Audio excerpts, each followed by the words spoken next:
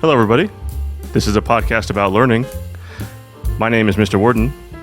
My job is to facilitate learning. My learner today... Oh, I don't even know your last name. My guest today is Scotty, whose last name we don't know, but he's about to tell us.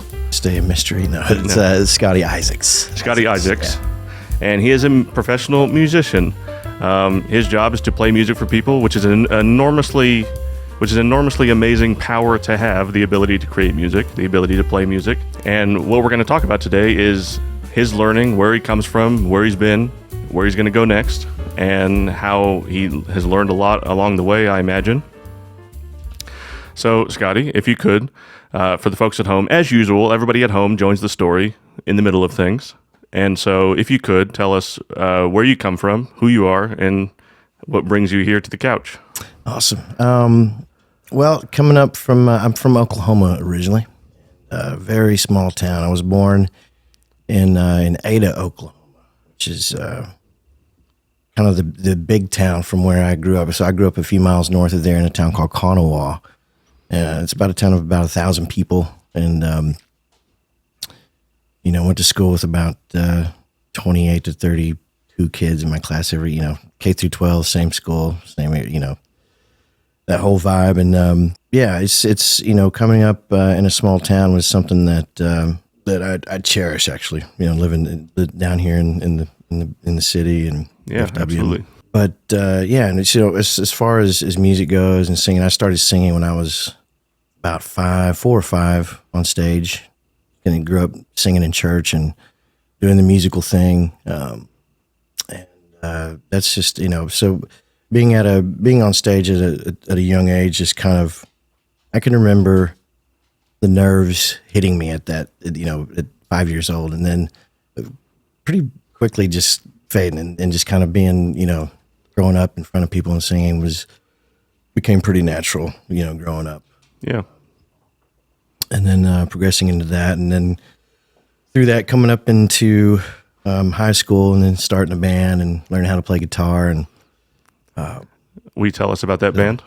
Yeah. So my first band, this would have been, so when I first started playing guitar, before that I'd played some piano, but mainly just sang. And then our first band, once I picked up the guitar, that's all I wanted to do. Like, forget singing. I just wanted to start just play guitar. Eddie Van Halen. I just wanted to do everything. Noodle. So that was our focus. And so growing up, first of all, I kind of set the tone of my family. Most of my family are musicians, extended family, my cousins and uncles, and my grandpa, who was a big inspiration. So being in a small town, there's not much else to do. You kind of get together with your cousins, and a lot of my cousins that we play with, we're all the same age, second, third cousins, and we played music. That's just kind of what we grew up doing, besides the normal small town mischief. But so I guess when I was about going from freshman to sophomore year, we started putting together a band and started playing at events, and mostly school events, things like award shows. They'd have us down in front of the stage playing and stuff. And we had our first really experience at any success. There was a thing called Beta Club. Okay. So it was just kind of a club for betas. Yeah, the kids who made it is a 3.5. I think, or above grade point average, and it was a club for that. And so we'd have school meetings and then statewide meetings that they would have, which was cool because we get to miss a couple of days of school and go up and hang out. But they had a talent competition for that. Okay. And so of all the schools that got together, they'd have a state competition, and then and the winner would go to the national competition at the National Beta Convention. And so my sophomore year, we won that. Nice. That state competition. That's awesome. I think we did that with Hootie and the Blowfish. It was an old one of their first singles. I can't even remember which song it was. I think it was like "Hold My Hand" or something. Anyway, so winning that, we got trip paid for through the school to go out to the first one. We won 2 years in a row. The first one was Nashville, Tennessee. So we went out and played at the Opryland Hotel. It's now called the Gaylord Okay. Hotel, but it was back then the Opryland Hotel, right across the street from the Grand Ole Opry. Oh, excuse me. And so so when we did that, I guess we were up against about 50. All the states were represented, and I think we placed like 8th or something in that national competition. And it was a variety of talent, not just music, and there's all dancing and all kinds of stuff. So that was a lot of fun, cool experience. Played in front of about 3,000 people, and that was cool. Now, one of the things that we talk about a lot in terms of our work at Rediscover Experience, and in terms of learning, because I'm a professional educator, my job is to be a teacher, and one of the things, and we're all teachers, former teachers. One of the things that we talk about when we talk about learning is flow state, and one of the things that I hear about a lot from musicians that I listen to interviews and things like that is that being on stage and being able to play and being on stage is sort of the ultimate flow state. It gets you into this mindset that is unique. And would you consider yourself to have experienced that, or can you tell us a little bit about that? Yeah, I mean, when you say flow state, explain. What do you explain? Everything else is now secondary. The only thing that you're doing is this one thing, and I'm going to do it as best I can. Yeah, absolutely. I mean, when you're, especially when you're in that moment, it's there is something that happens. For me, it was in the way that, I guess, more about the way that my passion kind of relates to it, and it still does to this day. And is wanting to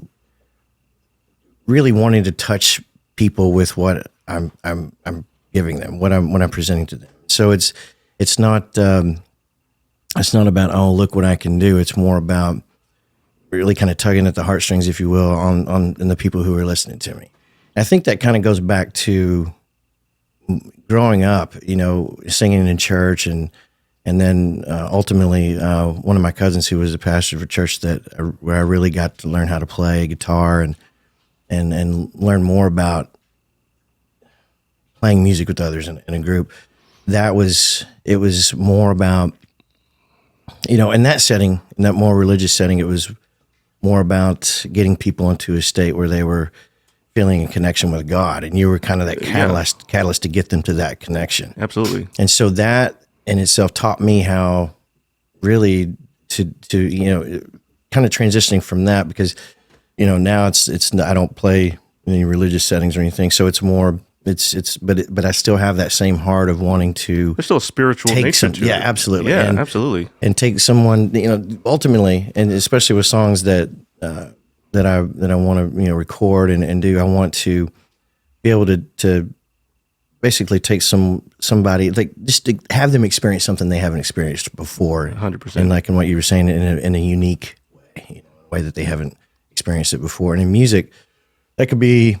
That's a challenge, because there's just, it's like everybody wants to create something new and do it differently. But it's that I think where it comes from the most for me is just being genuine and passionate about what you're giving. And when you do that, and when you pine for that genuinely, then that's what will create the experience more than a well-written song or a talented produced song, just something, that's done really well. So for me, it comes more from the heart and the genuineness of your passion coming out and being released through that. Absolutely, 100%.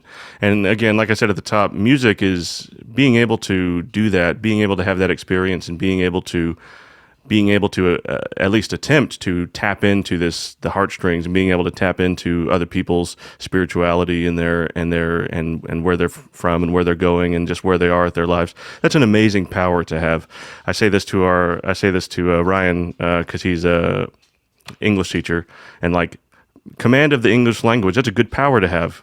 Command of music, that's a good power to have. That's a good power. Yeah. Yep. So I imagine you played up through college, or in that age. I don't know if you went to college, but yeah, that was the biggest decision that really shaped my entire life was to go to college or not.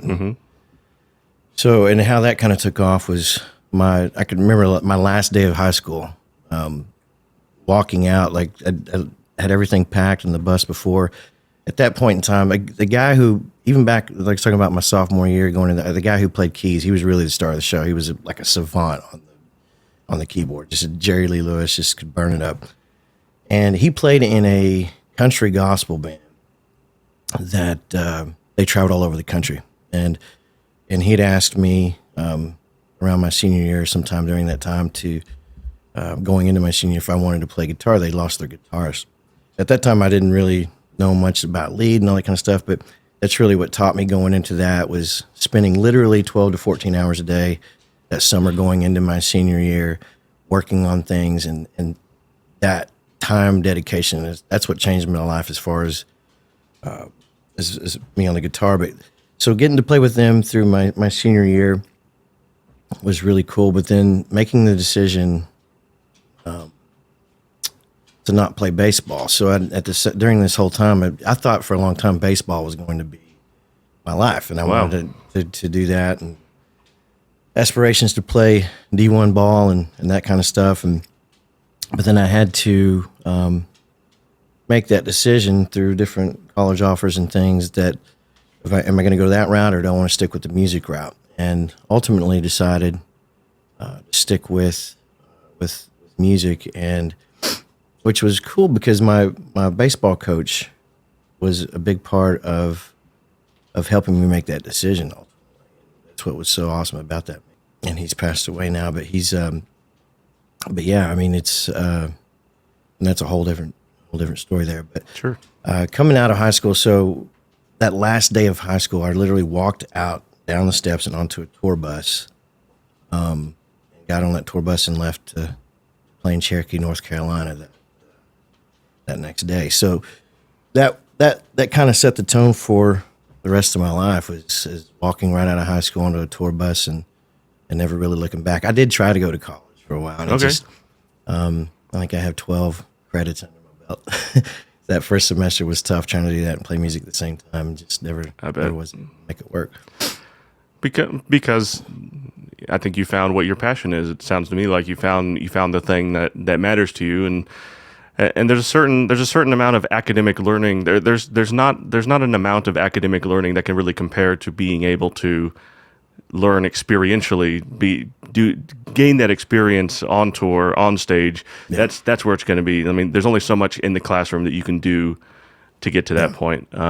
Exactly, and that one of the biggest things that I've talked to, I have a lot of guys in my band, a lot of guys I work with that have their degree and master's degrees in music, and especially up here in North Texas, jazz degrees and things. Mm-hmm. And they're phenomenal musicians. And although I don't have that degree, under my belt, it's what I learned, especially on that bus this day. Ricky, the guy who I'm talking about on the keys, that guy, what he taught me on the bus. I mean, we literally be on that bus for hours, and he would come in, have me take a legal pad. And that's where I learned music theory, was on the back of that bus. And so not only able to learn theory and the entire process of what music theory is, but being able to experience it and use it that night. Because oftentimes the band, we would also be playing for other gospel singers that come in and just name a song, name the key, and we'd have to know where we're going with it. You have to know theory to do that. And so being able to learn it literally on the bus with the pad, writing out, he'd test me on different keys we're at, and then being able to implement it like that night on stage was a very unique way of learning. And and that brings you here today. That brings you basically the story to where we are now, is that you've since then you have been performing music professionally as a job, as a professional musician, and you continue to learn. I imagine. I feel like that kind of life. Surely you learn something every day. Yeah. And so the question now becomes, in the project-based learning space, we often use this tool called the list of knows and need to knows. We talk about literally a list of things. These are the things we know, and in this case, it'd be the things we know about performing music. And then we have a list of things we need to know. Now, your particular list of knows and need to knows is probably going to be mostly knows, and it's going to be still some need to knows. Do you have any need to knows that you still continue to work on every day, or things that are on your mind that you're like, oh, I really want to do that? Yeah, I think that's a never-ending process, and yeah, I mean, as you get older, it's I think when you're younger, you think that the need to knows are probably less than the knows, and it's like you just feel like that, and then as you get older, you realize you get a little more wise, and you realize, oh, there's a lot more need to knows than I have in the knows. So that's the thing, and where I'm at now in life. I mean, because the whole process of becoming a musician, playing guitar, singing, background vocals, playing guitar, and then coming up, and then eventually coming into, I mean, going from that to being on stage with 15,000 people and in arenas and doing that, and then breaking away from that and starting your own thing as a singer, songwriter, and a solo artist, and then transitioning into that was a huge turn in my comfort level and what I needed to know as far as writing, and that's the biggest part for me. Is the writing process, and you know, getting inspiration from some of my favorite writers definitely helps. But there's so much into the process of writing, and is there anything specific that comes to mind? Well, for me, I think the struggle for me right now is more of just the practice of writing. And writing every day, and that's something that I just I don't get to do like I should, and that is I kick myself all the time for it. Like any creative pursuit, I imagine it's hard. Yeah, and so there's the fine line of playing full-time music and being an independent artist, making a living. And right now I'm in the process of getting product out, getting some new stuff and recording, but before that, you're making the majority of your money is your income is playing live, and to do that, you got to play a lot. And so when you're playing 5 or 6 nights a week, it is it's when you come home and you have a day off, it's like, I don't want to touch the guitar, I don't want to do anything but just relax and not think about music. And that's where the tough part comes in of, okay, well, you know, how soon do you want to accomplish this and that, and is the work ethic, and that's the hard part. It's because you want to, you know, it's one of my mentors in business growing up was really, I learned a lot about more working smart instead of, you know, working smarter and not harder, and so it's tough in music. To make money, you have to play, and you have to play a lot. In the beginning, you know, until I get some product out there to get. And I imagine you have to play other people's stuff. Yeah, that's mostly now. Yeah. So, and yeah, I mean, so you're able to just kind of put in parts of your heart and your stuff into it.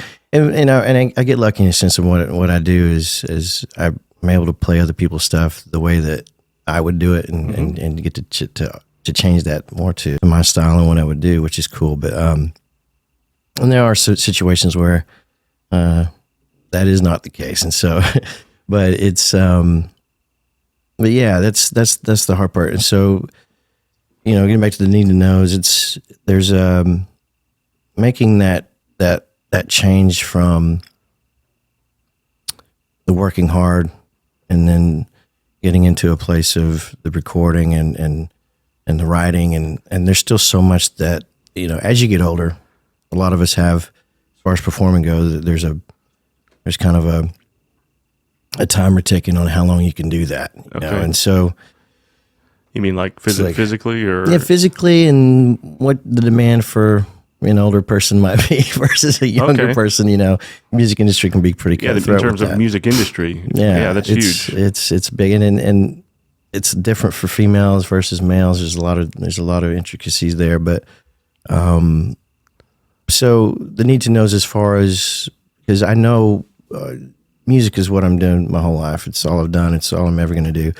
So there's all kinds of different areas in the music industry to make money in instead of just playing music in front of people. There's recording for TV shows, for television, for movies and soundtracks and film. And so there's all kinds of things, and I'm interested in that and have done some of that actually, and had different things on documentaries and different stuff. So there's different avenues and streams, income streams within the music industry that you can still do, and which is something I look forward to. But right now, my passion is performing and recording and writing. So let's talk a little bit about that. Let's talk a little bit about next steps. Like you say you're working on your own music. You got your own. Can you tell us a little bit about that? Can you tell us specifically like what are the songs about? Like what are you trying to tell us? Yeah, it's over the last decade, there's been a lot of experiences that have been really just life-changing. And so I want to write about things that are very personal, but in a way that that can connect with people. Mm-hmm. So there's a song that I'm about to get in the studio and record called 62 Days. And this particular song is, it's very, very personal. I mean, it was a situation with my son when he was 9 months old, and I didn't get to see him for 77 days. His mom was going through some things, that there's a happy ending to the story, but back then it was really rough, where she had taken off with him. She just left. Okay. And didn't see him for 77 days, every day, counting the hours, counting the days. It was scary. Didn't know where he was, how he was doing. And that was a very traumatic time of my life. And so writing about that was tough. And it still is every time I sing it. And that was, 6-7 years ago. And so, and now being able to get to the point to record that song, it's such a hard song to sing and to talk about and present, but it's a song that in the way I've written it is broad enough to where it can connect with people in a way that it might not be, even though this was specifically about my son. Sure. Basically just a father's cry to God to bring his baby home is what this song is ultimately about. But I've written in a way that could be for anybody that's missing something, or missing that connection and crying for something to come back. And so that's in the songs that I write, where I want to go with that is I want to write songs like that are deeply meaningful. That it's not like every song I want to write is going to be a ballad or a tearjerker. Sure. But I want every song to be on that deep level. About something. Yeah, that has a deep connection. That when people come up, and I have this happen a lot, where I'm playing or I do this song, and I may just explain a small part of it before I sing it, and I'll have someone come up and just break down and cry and just talk about how the song touched them, and that's everything. That's got to be special. Yeah, I mean, that is, when you talk about the power of music and creating music, that's exactly why I do it and why I want to do it. Absolutely. And so you're getting ready to go into the studio and lay this down. Is that new to you, getting into the studio? Like how much studio time have you had before? I've had quite a bit of studio time in the past. It's just been a while. Okay. But coming out of high school and then working with that band, we had another band too that me and my cousins have started. That we traveled all over the country with that group and released 2 albums. Oh, really? Wow. And so had that. That's and incredible. then that was, so that was, we were fortunate too. We had one of our guys in the band who, on the first album, he was with us. He went to sound engineering school, got a degree in engineering, and then came back, and another one of our cousins stepped in the drums, and he took over as our engineer and producer. So that was cool to have that. But then moving from there in small town, Conway, Oklahoma, moving up to Tulsa was a big culture shift. And then when I got involved with there, I'd been on a number of projects, recording guitar and background vocals, and working with different people in the studio on different songs and projects. So many hours in the studio in Tulsa, and then since coming down, moving down here to DFW, I've actually been a part of producing and helped co-write different songs for different artists and stuff, and been in the studio in the process with that. So you have a relatively robust point of view about what you want out of the studio time, about what you want out of the equipment, about what you want it to sound like, things like that. Mm-hmm. When we talk about learning, I often describe learning as having, when you know something, it's because you have an idiosyncratic personal point of view about this particular thing. Like, I have certain points of view about teaching. I know what good teaching looks like. I know what bad teaching looks like. Yeah. Do you have the same kind of? Do you think you have the same kind of sense about audio engineering, equipment, things like that? Yeah, absolutely. And there's still stuff that I need to know about that. Yeah. But enough to where I know exactly what I want. I'm not going to go into a situation blindly, or go into a situation where I don't feel, I feel insecure about what's going on. It's in the process right now where I'm looking at is I'm actually looking at a number of studios, and scheduling times to go in and tour the studio. So you know what you're looking for. Yeah, I know what I want. I know what I want as far as equipment and what that looks like. That's fascinating. Can you talk more about that? What are you looking for? Well, it's just the caliber of equipment. When you walk in and when you see certain mics. So, for instance, when I walk into the recording rooms and maybe the vocal booth, and you might, so for instance, the mics that we're on right now, these are great for these are perfect. These are what you use in situations like this, but you wouldn't use this as a vocal mic. Sure. Using maybe a Neumann, and there's all kinds of that are, $1,000, $1,500 mics, that world of difference between that and, using a $200 or $300 mic and, all the different brands. Amazon standard. Yeah, right. And so when you see that caliber of equipment, what kind of boards they're using to record for equipment. Big boards, a lot of knobs. Yeah. And in these days, back years ago when I was first started recording, you get the big, Neve boards that were built in to the studio, Incredible. And these days the built-ins. Yeah. So the big boards they're built into the studio, and those boards get up to $1 million. Wow. They're that big, but these days you can get boards that are condensed, that are portable. I remember I recorded out in Malibu, California, for one of my albums, and so one of my band out of Tulsa was named Traveler. We recorded 2 albums, and I went out to LA to do the vocals. For an old friend of mine I grew up with. He had a sound engineering degree as well. And the studio he worked out of in Hollywood, he was able just to kind of go in and just take the equipment, and then we took that to his place, and it was really great equipment. Just went to his place and got secluded outside the studio out in Malibu, and just kind of had a different experience. But anyway, but not only the equipment, credibility and the producers that you're working with, that makes a big difference. I mean, there's some that I know just through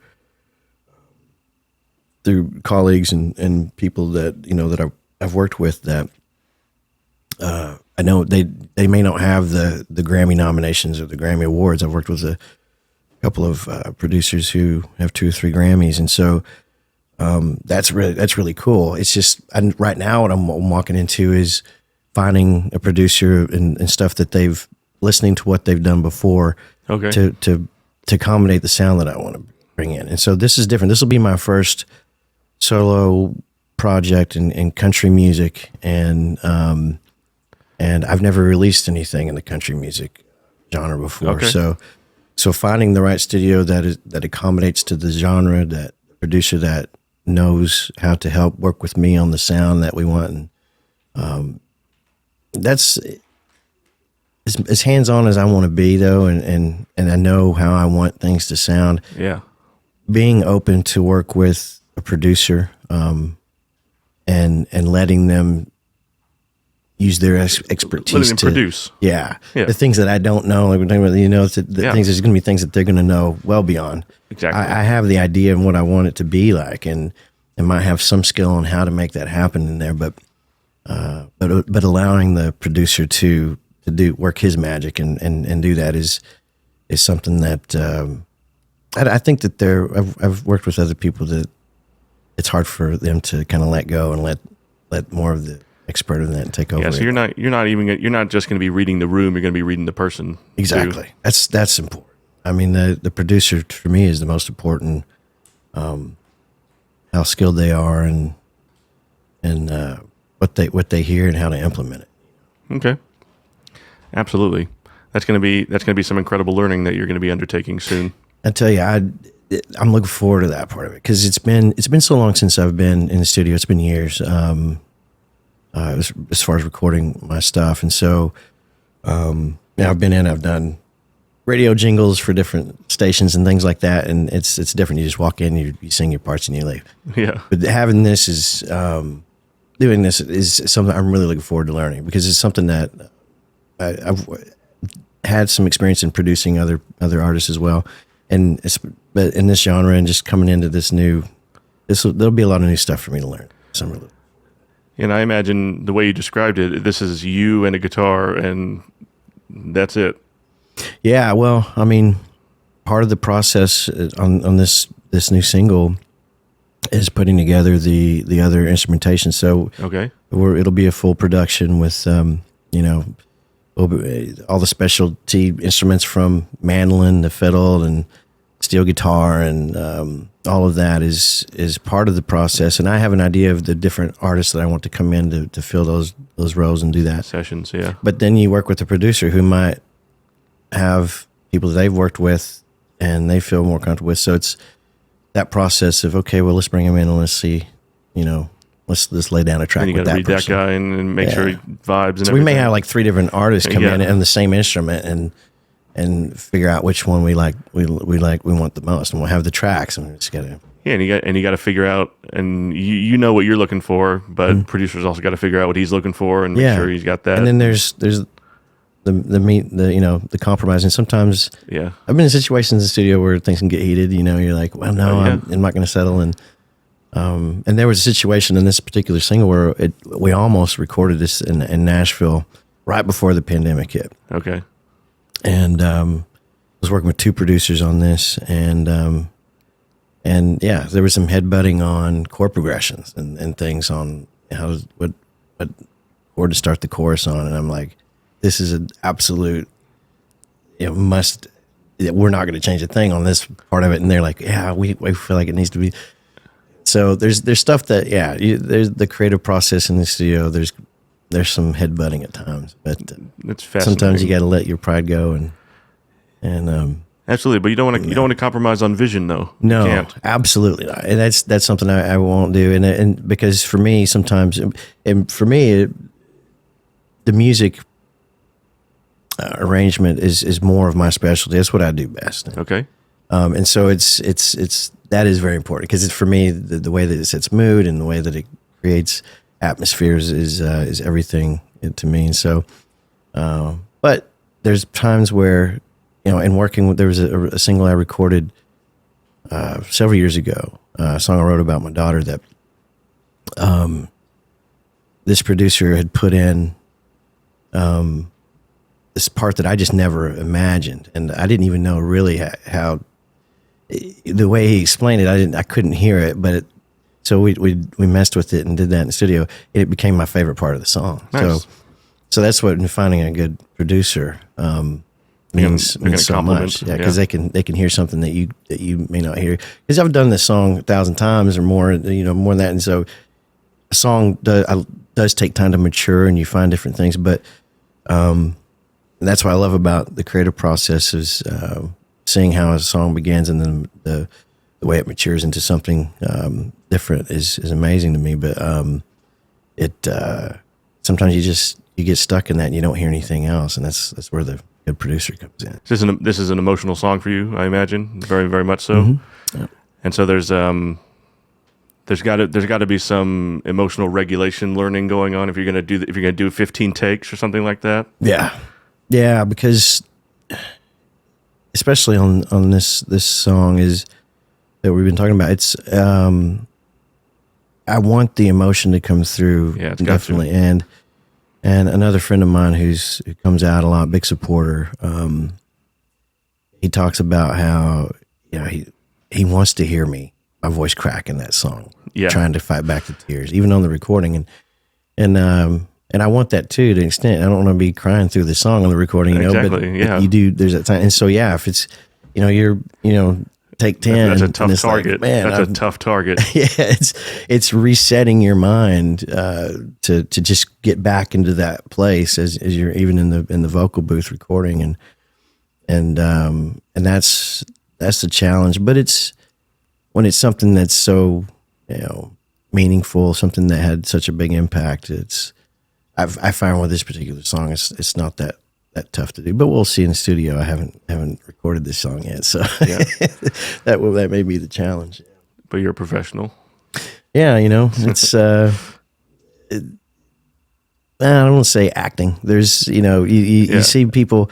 One of my biggest influences as a performer is Bono, and when you watch him, his whole background came from theater and putting on these productions when he was a kid and stuff in his neighborhood, and he brings that to the stage as a performer, and so even in the recordings you can sense it in his voice. You can almost see him performing it as he's singing it in the studio too, and still bringing the passion. And he's not lying, or he's not really acting, but he is. As a professional performance. Yeah, you're performing, and so. But it doesn't take away from what he's in the passion in it. So there's an element to both of them. Yeah, it's a balancing act. Yeah, and so same thing when you see an actor that is going through a scene and they're and they have an emotional scene where maybe they have to cry in the scene.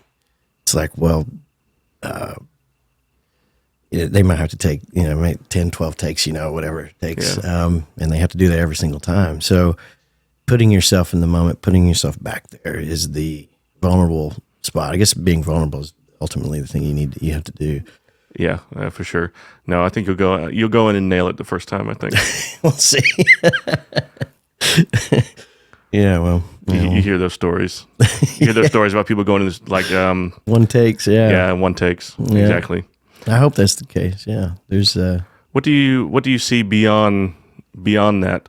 Beyond that single, beyond this song, what's next? What's beyond that? Because we talk about next steps. When we talk about learning, you think, I get this next thing is on the horizon. I got to try to learn this, because every time you think about trying to learn something, when we do our work and we've got all these products that we're trying to bring out and all these courses that we're trying to write and these different services, we have to continuously work backwards and be like, well, we need to do this first, and then this first, and this first, and this first. Do you have any inklings about what you want to do in the future? Yeah, there's a roadmap in my head, and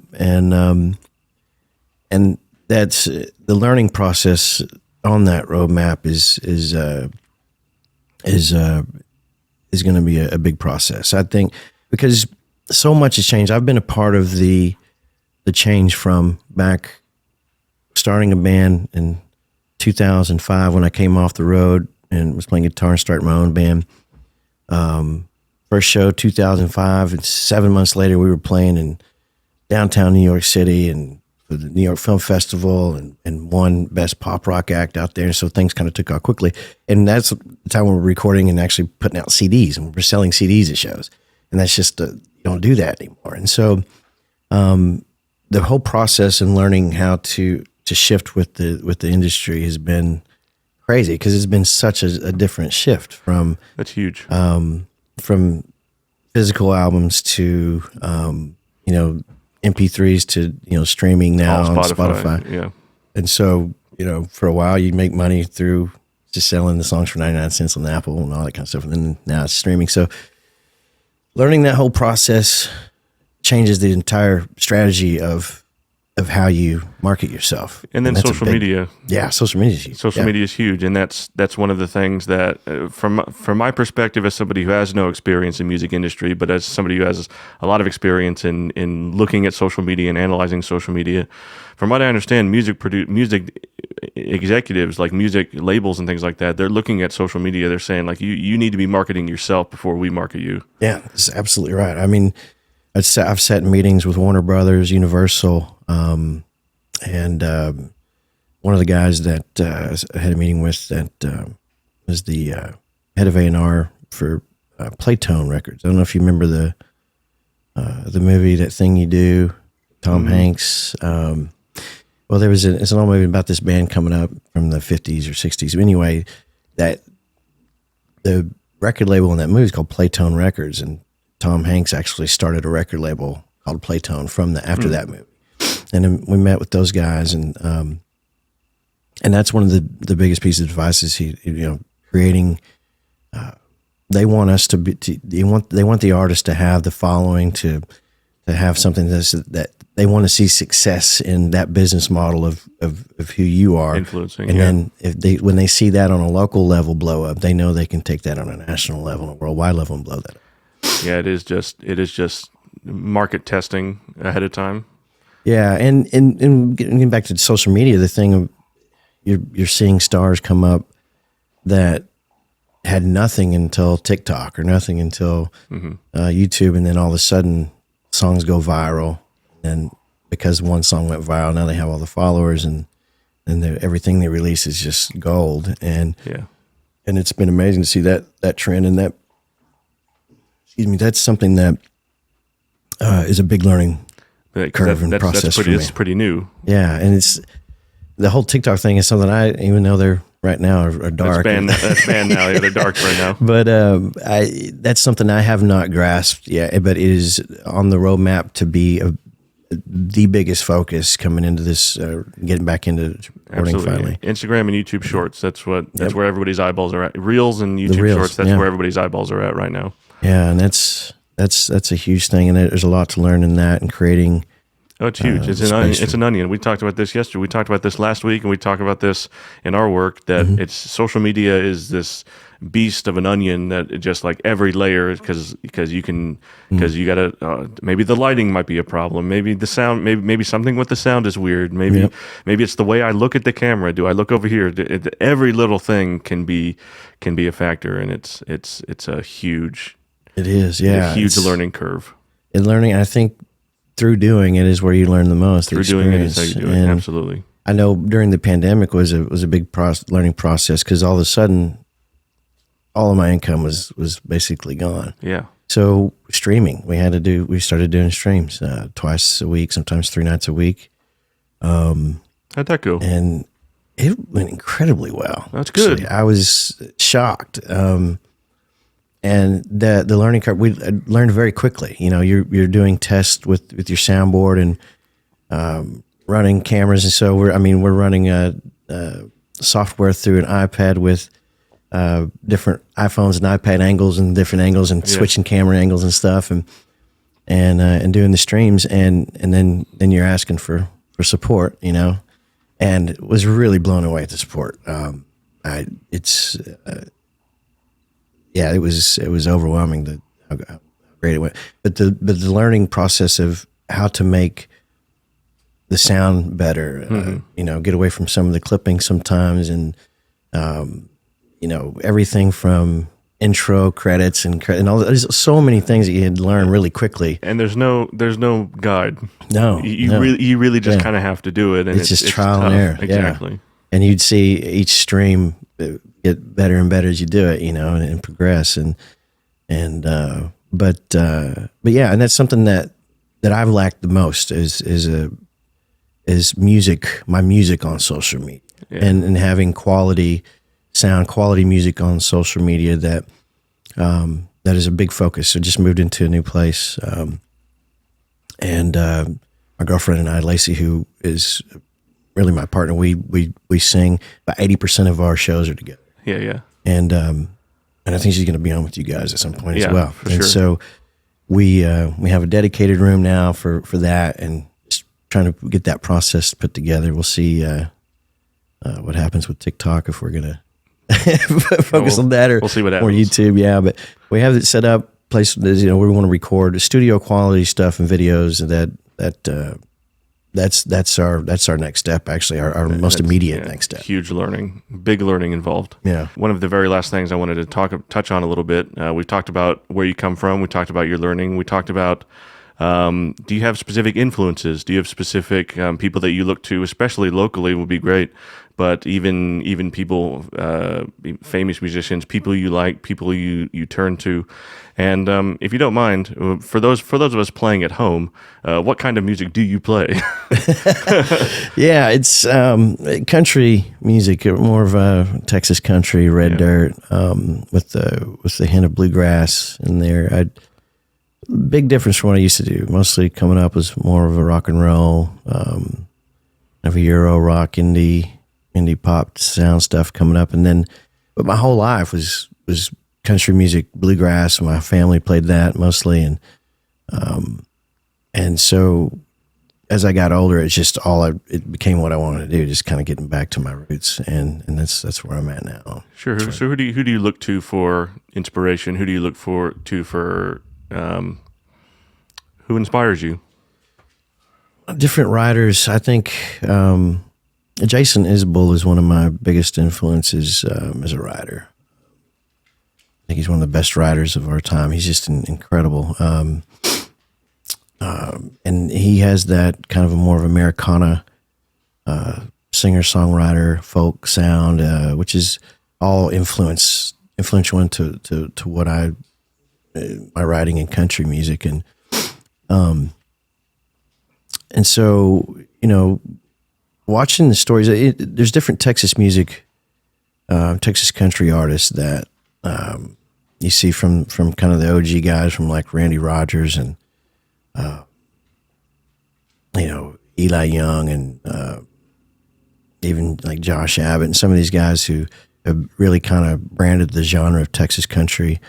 Watching their success, just mainly in Texas, it's mind-boggling. I mean, to see the kind of success they've had, and mainly, I mean, they of course they're all over. They play all over the country and have fans all over the country too. But they could never leave Texas and be just awesome and just have the most success. Just incredible.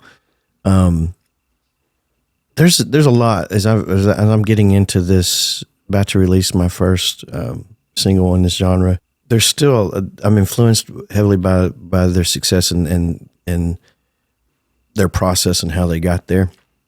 And I'm fortunate enough to know a lot of people who know these guys and work with people who play with these guys, who share the stage with them. So my hope is that the influences, the way that these guys influence me, that I'll actually be able to have more of a personal connection with them. Oh yeah, absolutely. Sooner rather than later, and helping to get some things off the ground, having opportunities to perform with these guys and stuff, and so I can see that it's that my hope is that it being kind of I'm coming in late in the game as far as age-wise into this genre, but I'm really hoping I can get some mentorship from these guys at some point, and some of these people who have had success in this genre particularly. I wouldn't worry too much. You're a cool guy. Well, thanks. Yeah, we'll see. I just I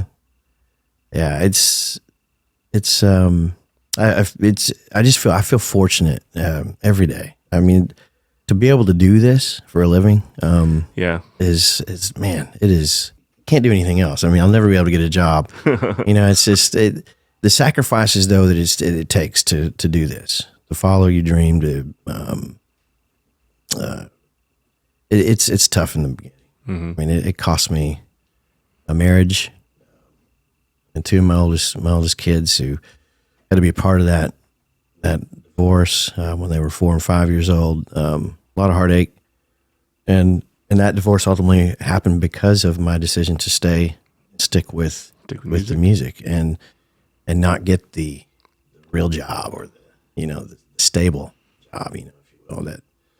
And so, do I regret it? Absolutely not. It was tough, and I wouldn't change a thing.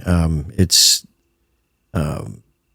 sticking through it, and that's really where there's a whole album in that alone. Yeah. Just and some of the songs that I have coming out even reach back into that past and dig in and talk about that. And because as much as I want my story, my music and the stuff that I'm about to release to really, I want it to be inspiring for you. No matter if it's if they're pursuing music or if they're pursuing whatever industry, teaching, and they're doing, from whatever they're doing, I want to do something to help inspire somebody to keep at it. Because if you don't give up, it's just you're going to win if you've got any talent at all, but more importantly, the passion behind it. Yeah, more importantly, the grind. Exactly, the grind is everything. Yeah.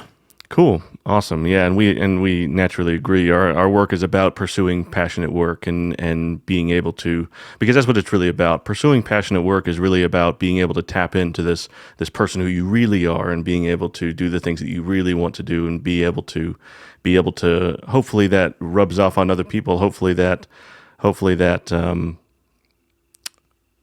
inspires other people to do the same, and the next person after that. Yeah, absolutely. So normally this is the time where we read some emails, but we have no emails. They're coming. They'll be there. Yeah, they're coming eventually. Like I said, our first episode is coming out tomorrow. It's going to be released tomorrow, and so hopefully we'll have some emails. But I'll put the email address down here on the bottom of the screen. It's mrwardensworkshop@gmail.com. That comes directly to me, and then we'll hopefully have emails sometime in the future. Our work is supported by viewers joining into Rediscover Experience and being part of our coursework and being part of our coaching and being part of our work in that way. So we have a Google form down here in the description that you can fill out to show the things that you're interested in. There's a place for you to say, these are the things I'm interested in learning about. There's also places for you to put interest for the courses that we're putting out. Like I'm producing a course on self-compassion, and we have a course on curiosity on the horizon. But there's a place in the description for you to put that. But I think that's going to be all the time we have for right now. Do you have anything else you'd like to promote or share? No, I think I'm excited about you guys. I think what's really cool what you guys are doing, and I'm really happy to be a part of the beginning stages of what you guys have going on, and would love to come back. And I feel like we got about 10 more hours of stuff we could talk about regarding this. Yeah, certainly. So. And that's leave them wanting more. Yeah. Because we will eventually circle back around to have everybody back on and figure out what learning has happened since then. Yeah, figuring out what new stuff is happening on. Yeah. Because that's really where the podcast is going to come into its own, is when we have the same people back on. It's like, what have you learned? Yeah. And then that's great. Yeah, and that'll be really great to do so. Scotty, where can people find your music? Well, right now, really the best place to find my music is really just on my social media, which is at Scotty Isaacs. And I don't know if there's a way to put that on screen. We'll put it up. But at Scotty Isaacs on Facebook, Instagram, all of the stuff I had previously digitally out there on streaming platforms and everything, I'd taken off through my old group Traveler, and in preparation for this solo release, I just there's actually some reworks of some stuff that I had recorded in the past that I'm gonna looking at re-recording. So as far as presence on Spotify right now, none. It's not there. So but it's work in progress. Yeah, that's the thing, is that I've been careful to take things off and not release anything until I get exactly what I want out. So, yeah. All right. Cool. Well, all right. That's all we have for today. We'll see you later for next time. Thanks so much.